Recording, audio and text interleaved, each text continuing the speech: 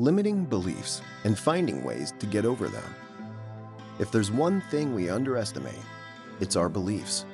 They have a direct influence on our whole life, our quality of life, our success, our bank account, our relationships, our work, our health. All, and I mean all, parts of our lives are linked to our beliefs. This may seem simplistic, but by observing people, by listening to them carefully, we can determine some of their beliefs. Sometimes you just have to look at the way you dress, your car, your interior, your relationship to money, to work, and so on. You'll say that I rely only on outward signs to do that. That's right, you're right. We can also do it on your relationships, your friends, your relationship with your family.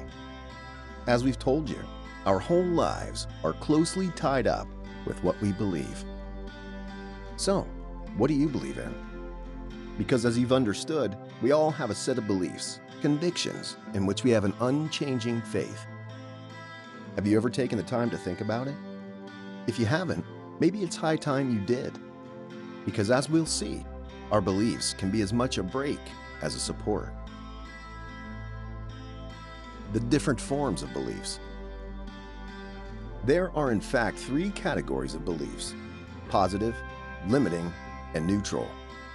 The latter will not interest us because, as their name says, they're neutral and therefore have no impact on our existence. In this video, we at Thrivorr propose that we focus on the beliefs that hinder you, the so-called limiting beliefs. Indeed, they can represent a real obstacle in our progress, or even simply prevent us from taking action. So what is a belief? Perhaps it's interesting that we give a definition to what we're talking about. A belief is a thought we consider to be the truth. It's a cognitive diversion, preconceived ideas we have about ourselves, about others, about the world in general. Beliefs are irrational ideas, generalities, or affirmations that accompany us in our lives. They influence our perception, our interactions. Even if they're unreal, we'll do everything we can to conform to them, since we consider them to be the truth. In fact, beliefs are only suggestions that we've received or that we give to ourselves. We have beliefs in all areas of our lives. Of course, about religion, whether we're believers or not, but also about life, love, success or failure, luck, or our ability to do this or that. The problem with limiting beliefs is that they prevent us from developing our full potential. This is the case when you say to yourself, "I'm never gonna make it," or "I'll never have self-confidence," or "I'm no good," or "I can't do this," etc. We use our limiting beliefs as excuses. Have you ever noticed that the excuses we use for not moving forward are related to beliefs? Okay, we admit it. We've deliberately treated these topics in this order so that you understand how they're intertwined, and to convince those who would still be skeptical that the majority of our excuses are unfounded, since they're based on something unreal. The same applies to your identity. When you make these beliefs your own, they cannot allow you to succeed. However, Thrivorr has good news. You will not need any more energy to believe, for example, that everything is possible, than to tell you that you do not have confidence in yourself. Our beliefs are permissions we give ourselves to do or not do something. Understanding limiting beliefs. Our beliefs are a filter that influences our perception and tells us how to interpret the information we receive. They determine what we will or will not pay attention to, what we will or will not undertake, what we will or will not succeed in doing, or not. We're sure you have someone in your entourage who always sees everything in black, who thinks that the world's gonna end, that humanity has reached a point of no return. His brain will filter out all the information that comes to him to prove him right, and eliminate all the information that could disturb his beliefs. Books, newspapers, television, social networks. This person will find all the media he or she consults to be the desired information. If his beliefs are strong, he'll share his point of view with strength and conviction. This example could also be that of a person who remains blindly optimistic about the world around us. You might as well tell yourself that it's preferable not to invite these two people at the same time, as you would risk having an interesting, but above all, very lively evening. Getting back to limiting beliefs, if you think you can't quit smoking, find love, change careers, lose weight, or whatever, you won't have the motivation or energy to do so.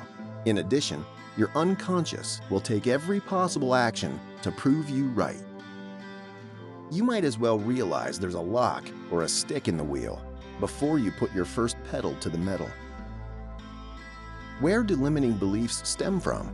Here are 5 possible origins. Detecting our limiting beliefs is one thing.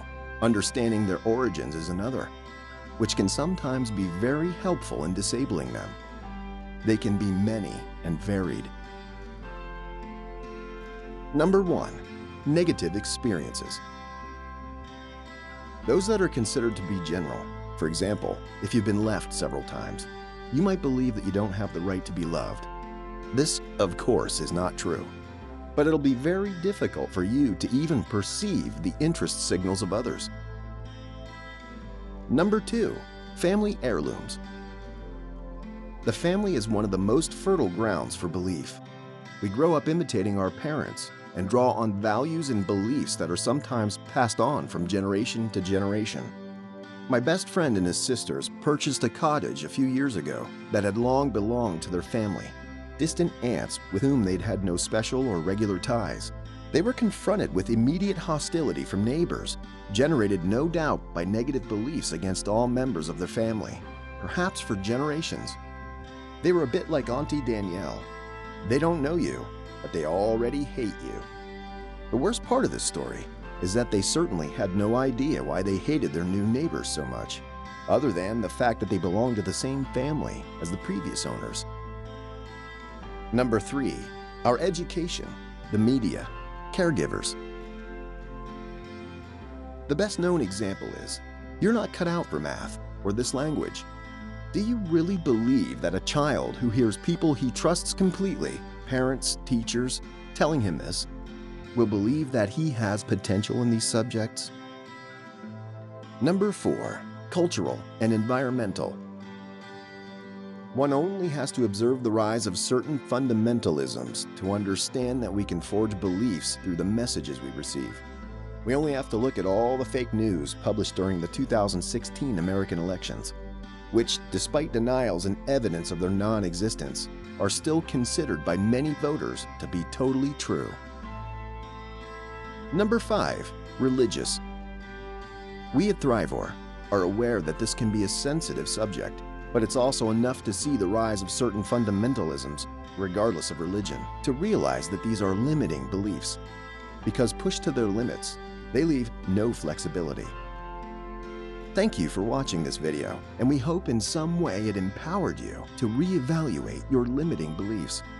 Do leave us a comment below on what steps you'll start taking to get over your limiting beliefs today.